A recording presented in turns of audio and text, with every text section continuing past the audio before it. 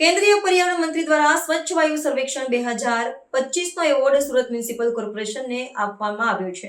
દેશના 130 શહેરોનો સમાવેશ ધરાવતા સ્વચ્છ વાયુ સર્વેક્ષણ 2025માં સુરત શહેરને ટોપ 3 શહેરોમાં સ્થાન મળ્યું છે। આમ સતત બીજા વર્ષે સુરત દેશના શ્રેષ્ઠ ટોપ 3 શહેરોમાં સ્થાન પામ્યું છે। સુરત આ સિદ્ધિથી ગુજરાત રાજ્યનું એકમાત્ર પ્રતિનિધિત્વ કરનારનું શહેર બન્યું છે।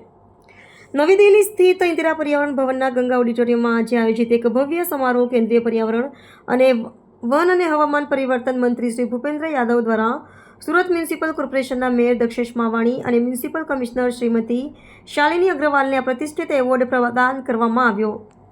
આ એવોર્ડ સુરત શહેરની સ્વચ્છતા અને વાયુ ગુણવત્તા સુધારવા માટેના સતત અને પરિણામો આપવા પ્રયત્નોનું પ્રતીક છે। ગયા વર્ષે સ્વચ્છ સર્વેક્ષણ 2024માં સુરતને સુપર સ્વચ્છ લીગ સિટીનો ખિતાબ મળ્યો હતો। આ દેશના સૌથી સ્વચ્છ શહેર તરીકે ઘોષિત કરવામાં આવ્યું હતું, જેનો એવોર્ડ માનનીય રાષ્ટ્રપતિને પ્રદાન